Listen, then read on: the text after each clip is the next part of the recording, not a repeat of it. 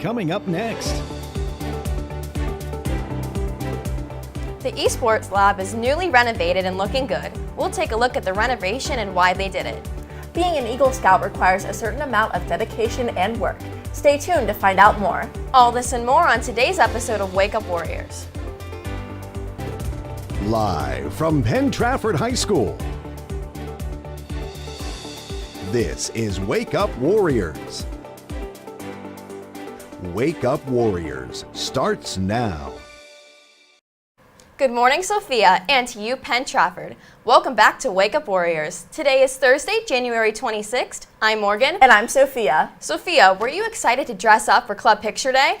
Yes, I am. Remind me to go to Video Club Pictures later. Of course. Also, did you hear about the renovations going on in the school? No, I didn't.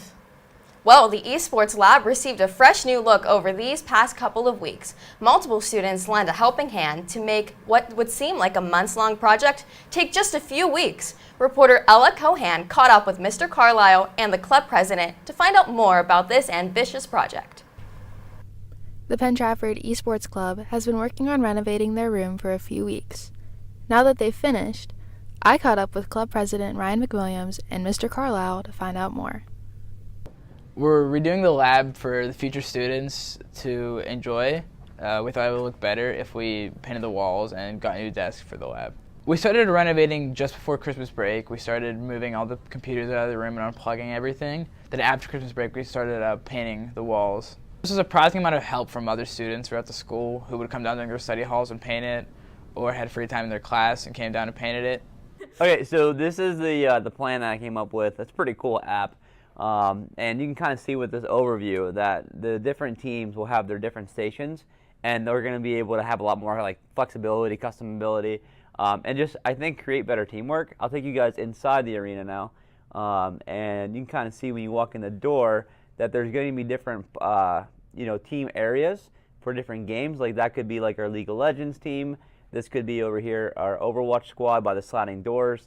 And then centrally located, of course, is mine and Mr. Coscolo's station that we kind of oversee everything.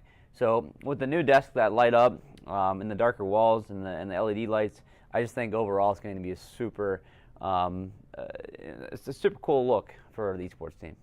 So I decided to redo the room originally because Dr. Cap, Mr. Aquilio, Dr. Horvat, we're all supporting the esports team, and we're helping us to gain these really cool customized desks where we can maneuver them a little bit easier so we can have that better teamwork.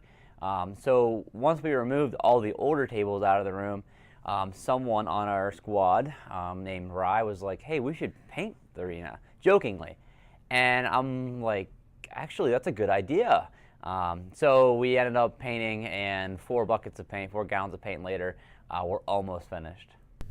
This has been Ella Cohan reporting for PT TV. In other news, Brandon Kraft is a senior who you may or may not know holds an incredible honor for any Boy Scout. We sent reporter Colin Connors to find out more.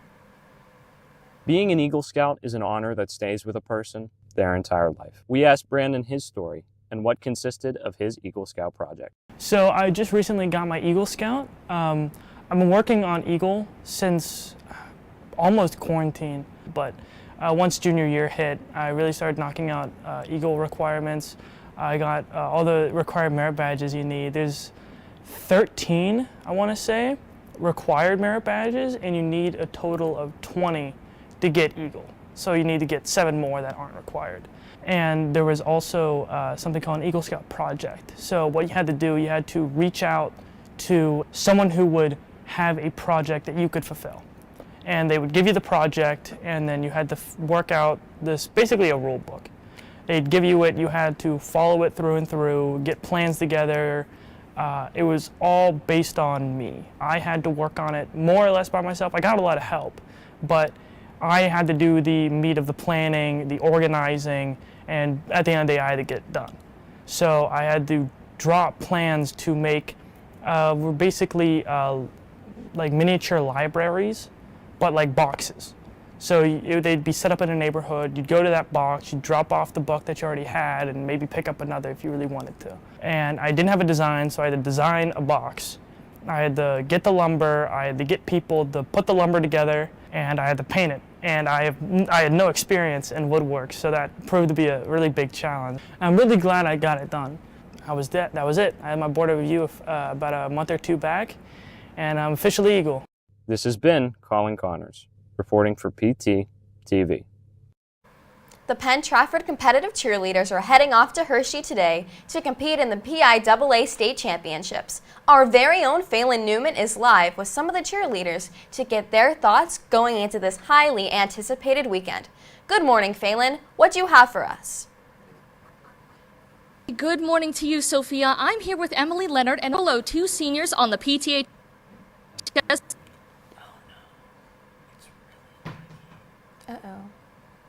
Probably gonna go back to varsity cheerleading program. I mean, we're competing the hardest routine that we've ever competed. We're doing really elite stunts and amazing tumbling, and I'm just super proud and I'm excited to show everybody what we're capable of. That's fantastic. Now, Alexa, last year at Nationals, you guys were the 9th best varsity squad in the nation. Now, how have you guys worked together from last year to maintain that standard? Honestly, just keeping that number 9 in the back of our head, and with the great routine we have, like Emily said, we're striving every practice to do better and better and hopefully place higher this year. Absolutely. Now, for both of you all, with the new group of freshmen on the team this year, how has everybody worked together to create this unique program? I mean, the young girls are super talented athletes, and it's been so exciting to watch them grow, and I'm so proud of them, and making a really great family has just been so fun. And for you, Alexa? Going back to what Emily said about family, we have become so close with everyone, and we are super happy, and we hope that we build that tradition with them, and hopefully they carry it on in the future years. Absolutely. And when does the team compete? We compete at 7:44 p.m. at the Giant Center. That's fantastic, and we wish both of you the best of luck. That's all from me. Let's send it back to Morgan and Sophia at the desk. Thanks, Phelan. Club pictures for the yearbook will be taken today in the auditorium. If you are an active participant in a club, be sure to check the schedule that was emailed to you and report to the auditorium at the time your club is to be photographed. Please be prompt. There will not be any makeups. If you have any questions or concerns, contact Mrs. Thornton. Attention all students, the last day to order personalized yearbook, such as name stamping or icons on the cover, is tomorrow. You can place your order online at Jostens. If you're looking for some family fun with a centuries-old twist, the media literacy students are hosting a bingo night in March. Our very own Lily Willis talked with Ryan Grabowski for more information on this upcoming event. On March 2nd, the Penn Trafford Media Literacy team is going to have a bingo night because it's fun for the whole family and everyone can do it. We're looking at advertisements for the public and for people to donate. We're looking for food vendors. We're looking for a bingo caller, which is rumored to be Mason Tassadori, and how to display the game. For the upcoming reveal of prizes, visit the Penn Trafford Instagram, or if you have any questions about this upcoming event, visit Mrs. Folk's room or talk to Ryan Grabowski. While we're on the subject of media literacy, the interns will be showcasing Penn Trafford's talents to the public in an upcoming talent show. Our very own Lily Willis talked to Zara Kruk to learn more. The media literacy class is planning a talent show right now. The date is to be determined, but it will probably be somewhere around February or March. We wanted to plan a talent show because it's a great opportunity for students to showcase their various talents, and it's a great form of entertainment for all ages. Right now, we're waiting for permission and a date to use the stage, and also we're on a talent search for grades 6 through 12, and we're just trying to figure out a way to organize those participants when they sign up. Now let's send it over to Ryer Wilkes for the sports rundown. Ryer, what do you have for us? Thanks, Sophia. The boys lacrosse team has started their training for this upcoming spring. We met up with Coach Hawk to see what this training entails and how you can get involved with the team. Yeah, the winter, the voluntary off-season practices. Mondays we go at Mount Pleasant Sports Zone for indoor practices. Those are 7 to 8 out there. And then Wednesdays we're right here Fitness Center. Same thing, 7, 8 o'clock, getting some weightlifting in. And then starting March 6th, we're in business with the regular season. I have a school email. Just look me up on your email system. HACH is the last name. Should be the only one there. It's a great crossover sport. So if you play, one sport right now and you're not busy in the spring, it's an excellent opportunity to do a different sport in the spring and be successful at it. The full spectrum of athlete can be successful at lacrosse.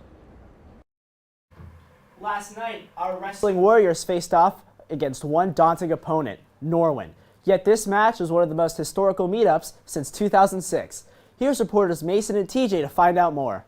Last night, our Warrior wrestling team had a big match against the Norwin Knights. Our Warriors fought hard, gaining some wins from Hayden Coy, who won 11-2, and Tassa Whipple and Owen Ott pinning their opponents. The Warriors won the meet with a score of 35-31. This means that for the first time since 2006, the Warrior wrestlers are section champs. They share the championship with Norwin and Franklin, all schools having a record of 4-1. Despite having a great season so far, the girls' basketball team was narrowly defeated by Albert Gallatin on Tuesday. The intense back-and-forth game resulted in a score of 60-58. Penn Trafford was leading going into the half, but couldn't hold off the Colonials. This past week in sports, the Rifle-Tree traveled to Butler for a match on Tuesday, but suffered a close loss of 797.51 to 796.54. Yesterday, they traveled to Woodland Hills and revived their Whitfield chances with a win of 796 to 52X to 793 41X. The boys basketball team lost to the Indians Tuesday at home 85 to 49, making their record 0-5 in the conference. They play again Friday at Franklin Regional High School. Good luck, boys! Tonight in sports, the rifle team hosts Woodland Hills today at Murraysville Gun Club at 3:30 for their senior night. The swimming and diving team will face section opponent Norwin here at home at 6. The girls' basketball team travels to take on Thomas Jefferson at Thomas Jefferson High School. Tip-off is at 7:30. And the boys' hockey team faces off once again at Thomas Jefferson at the Ice Castle at 9. Good luck to our Warriors tonight. That's all I have for sports today. Now let's send it back to Sophia and Morgan at the desk. Thanks, Ryer. But that's all for today's show. Thank you for watching Wake Up Warriors. Please stand for the Pledge of the Flag. I'm Morgan. And I'm Sophia. Have a great day, PT.